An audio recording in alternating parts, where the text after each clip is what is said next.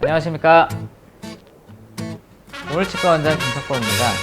많은 환자분들이 임플란트 수술 시에 뼈 이식에 대해서 많이 여쭤보시거든요. 실제로 이제 뼈의 양이 부족하거나 몰폭이 부족한 경우에 뼈 이식을 하게 되는데요. 오늘은 뼈 이식 시 사용되는 뼈 이식의 종류에 대해서 제가 총 정리를 한번 해드리겠습니다. 뼈 이식은 언제 하는 걸까요? 모든 환자분들이 다 뼈 이식을 하는 건 아니에요. 우리가 적당한 임플란트를 심기에 뼈가 부족한 경우가 있습니다. 임플란트 주변이 잘 뼈로 둘러싸일 수 있도록 추가적인 뼈 이식을 하는 경우가 필요할 수가 있습니다. 임플란트 수술 시에 사용되는 뼈의 종류는 누구의 뼈를 사용하느냐에 따라서 4가지 종류로 나뉘어지거든요. 자가골이라는 게 있습니다. 자가골은 말 그대로 본인의 뼈를 얘기하는 거거든요. 임플란트 부위를 심는데 주변의 부위에서 뼈를 떼어와서 부족한 부위에 뼈를 보충하는 경우도 있고요.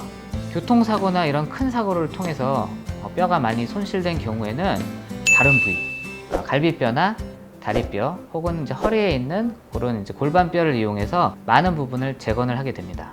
부가적인 수술이 필요하고 전신 마취도 필요하기 때문에 많은 트라우마가 생기긴 하죠. 하지만 이제 그런 부분도 필요할 수가 있습니다.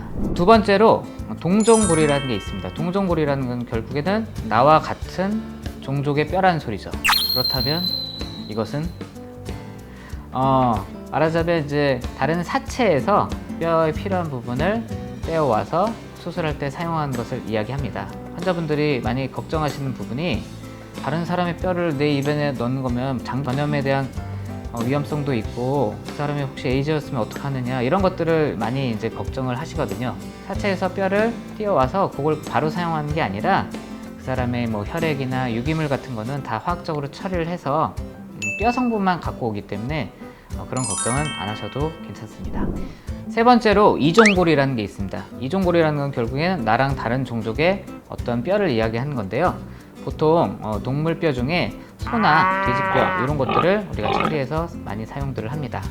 아까 말씀드린 것처럼 이종골처럼 이 동종골도 마찬가지로 뼈 성분만 우리가 화학적으로 다 처리를 해서 갖고 온 거기 때문에 그런 전염에 대한 걱정이나 우려는 안 하셔도 괜찮습니다.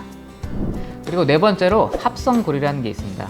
합성골은 실험실에서 우리가 만들어내는 거예요. 화학식을 통해서 같은 조성으로 우리가 가루를 만들거나 블럭을 만들어서 사용하는 거거든요. 그러면 우리가 임플란트 수술할 때 이 4가지 뼈 중에서 뭐 꼭 한 가지만 사용하느냐? 그렇진 않아요. 이걸 이제 섞어 쓰는 방법이 있는데 이거를 하이브리드 테크닉이라고 합니다.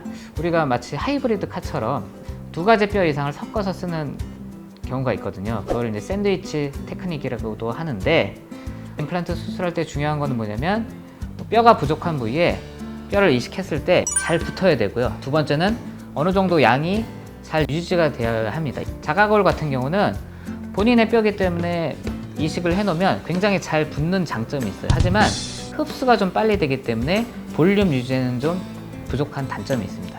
하지만 마지막에 설명드린 합성골 같은 경우는 나와 다른 뼈이기 때문에 아주 잘 붙지는 않지만 볼륨이 오랫동안 유지되는 장점이 있거든요. 그렇기 때문에 우리가 뼈가 필요한 부분에 일단은 잘 붙게 자가골을 먼저 이식 후에 그 위에 합성골을 넣어서 볼륨을 잘 유지할 수 있도록 이렇게 하이브리드 테크닉을 이용하는 경우가 있습니다. 그래요. 지금까지 이제 임플란트에 사용되는 뼈 이식에 대해서 알아봤는데요. 어떤 종류의 뼈를 사용할지 그것은 담당 선생님과 충분한 상담을 통해서 결정을 하시는 게 좋고요. 언제 어디서나 의사와의 상담이 필요할 때는 저희 MD톡 이용해 주시면 감사하겠습니다. 이상 오늘치과 김석범이었습니다.